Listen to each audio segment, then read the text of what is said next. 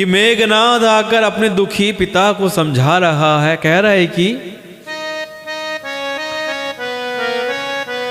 कुंभकर्ण काका बहुत बलशाली थे, वीर थे, लेकिन एक वीर के चले जाने से देश नहीं रुकता, युद्ध नहीं रुकता। उसने बहुत सारी कथाएं कहकर अपने पिता रावण को समझाया और कहा कि कल मेरा पुरुषार्थ देखिएगा, अभी बहुत बड़ाई क्या करूं मैं अपनी, कल मैं दिखाऊंगा आपको अपना पुरुषार्थ। हे तात, मैंने अपने इष्ट देव से जो बल पाया है और जो रथ पाया वो अब तक मैंने आपको नहीं दिखलाया था। मैंने बहुत सारा बल और अपना एक रथ जो इष्ट देव से प्राप्त किया है वो मैंने आपको दिखलाया ही नहीं है, कल मैं आपको वो दिखलाऊंगा। इस प्रकार डींग मारते हुए सवेरा हो गया। लंका के चारों दरवाजों पर बहुत से वानर आके डट गए। लंका के 4 दरवाजे हैं ना, चारों दरवाजों पर बहुत सारे वानर आके डट गए और इधर काल के समान वानर भालू हैं। इनके सर पे मौत नाच रही है वानर भालुओं के, और उधर क्या है, अत्यंत रणधीर राक्षस हैं। सुबह हो गई, दोनों ओर के योद्धा तैयार हैं लड़ाई के लिए। वानर सेना और रीछ की सेना तैयार हैं, उनके सर पे मौत नाच रही है। अब मेघनाद अपने मायावी रथ पे सवार होकर आ गया।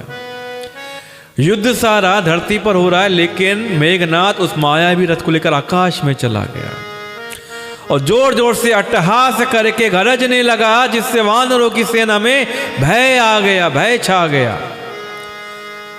वो शक्ति, शूल, तलवार, कृपाण आदि अस्त्र शस्त्र और वज्र आदि बहुत से आयुध चलाने में तथा फर्श से परीग पत्थर आदि डालने और बहुत से बाणों की वृष्टि करने लगा। मायावी है ना, तो माया से क्या कर रहा है, शक्ति बरसा रहा है, शूल बरसा रहा है, तलवार बरसा रहा है, कृपाण बरसा रहा है, अस्त्र शस्त्र वज्र बरसा रहा है, और तो और फर्श से परीग पत्थर आदि बरसा रहा है।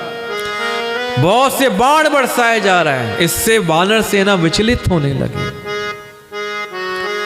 आकाश में 10 दिशाओं में बाण छा गए, मानो मघा नक्षत्र के बादलों ने झड़ी लगा दी हो कि पकड़ो पकड़ो मारो। ये शब्द कानों से सुनाई पड़ते हैं, पर जो मार रहा है उसे कोई नहीं जान पाता। मेघनाद अदृश्य होकर माया कर रहा है। वानर जान ही नहीं पाते कि आक्रमण कहां से हो रहा है। पर्वत और वृक्षों को लेकर वानर आकाश में दौड़कर जाते हैं, पर उसे देख नहीं पाते।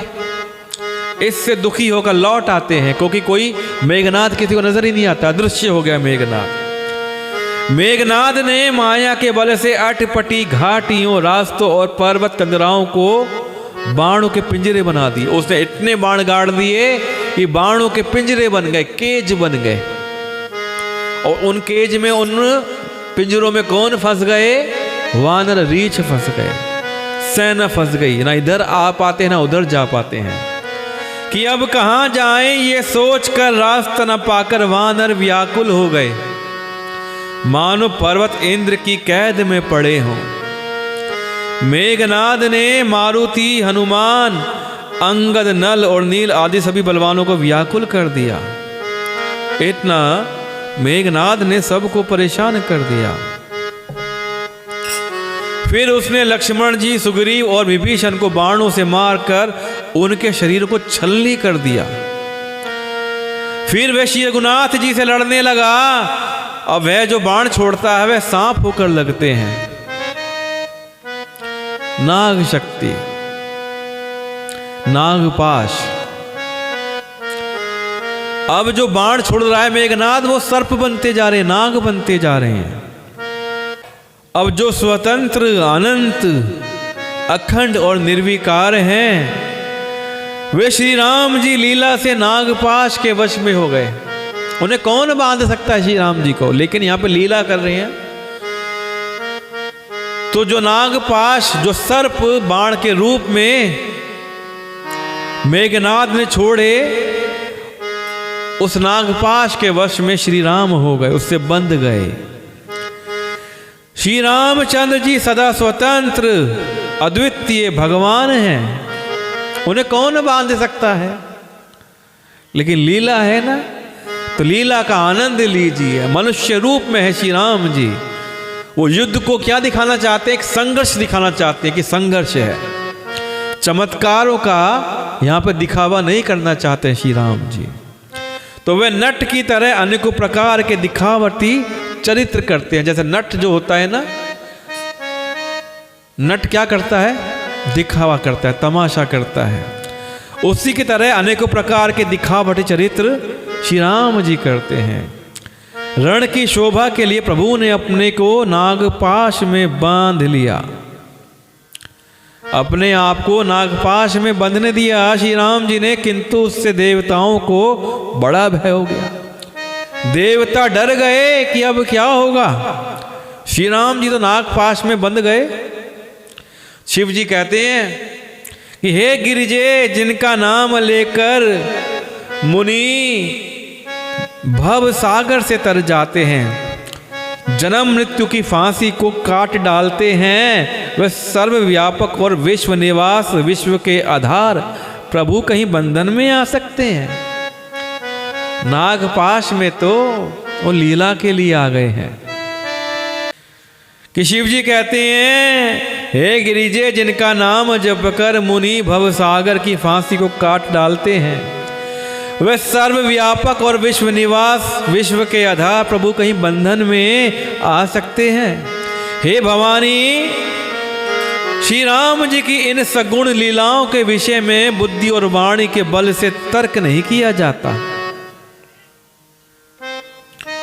यानी कि सगुण रूप में है ना, तो इसलिए इनकी लीलाओं का तर्क नहीं कर सकते। ऐसा विचार कर जो तत्वज्ञानी और विरक्त पुरुष हैं, वे सब तर्क छोड़कर श्री राम जी का ही भजन करते हैं। तो श्री राम जी की लीलाओं पर तर्क नहीं किया जाता। क्यों किंतु नहीं किया जाता, बल्कि श्री राम का नाम भजा जाता है, श्री राम का भजन किया जाता है। मेघनाद ने सेना को व्याकुल कर दिया और फिर वह प्रकट हो गया। वो जो अदृश्य था अब प्रकट हो गया। सारी सेना व्याकुल हो गई और दुर्वचन कहने लगा। इस पर जामवान ने कहा, अरे दुष्ट, खड़ा रहे। यह सुनकर उसे बड़ा क्रोध आ गया। अच्छा जी, जामवंत मुझसे ऐसा कह रहे हैं कि खड़ा रहे, ठहर जा।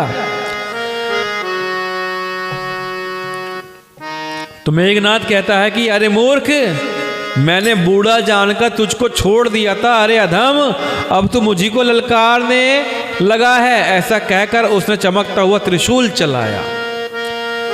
जामवंत जी ने उस त्रिशूल को हाथ में पकड़ लिया, कैच कर लिया, और उसी त्रिशूल को हाथ में पकड़कर दौड़ पड़े जामवंत जी। और उन्होंने उस त्रिशूल को मेघनाद की छाती पर ही दे मारा। इतने बलशाली जामवंत जी हैं। और वह देवताओं का शत्रु मेघनाद चक्कर खाकर पृथ्वी पर गिर पड़ा। जामवंत जी ने फिर क्रोध में भरकर पैर पकड़ लिए उसके, और पैर पकड़ के उसको घुमाया, जोर से घुमा दिया। कि जामवंत जी ने पैर पकड़कर मेघनाद को घुमा दिया और पृथ्वी पर पटककर उसे अपना बल दिखला दिया। तो पहले जामवंत जी ने त्रिशूल उसकी छाती पर मारा, फिर उसके बाद मेघनाद धरती पर गिर पड़ा। फिर पांव पकड़ के जामवंत जी ने मेघनाद को चारों तरफ घुमा दिया और पटक कर धरती पर डाल दिया। इस प्रकार जामवंत जी ने अपना बल दिखलाया। किंतु मेघनाद को तो वरदान मिला हुआ था ना, तो वरदान के प्रताप से वो मारे नहीं मरता। तब जामवंत जी ने उसका पैर पकड़कर उसे लंका पर फेंक दिया। और इधर देव ऋषि नारद जी ने गरुड़ को भेजा। किस लिए? सांप को कौन खाता है? गरुड़ पक्षी। तो इधर देव ऋषि नारद ने गरुड़ जी को भेजा, वह तुरंत ही श्री राम जी के पास आ पहुंचे। पक्षीराज गरुड़ ने सब माया सर्पों के समूह को पकड़कर खा लिया और तब सब वानरों के झुंड माया से रहित होकर हर्षित हुए। तो इस प्रकार नागपाश से श्री राम जी मुक्त हो गए।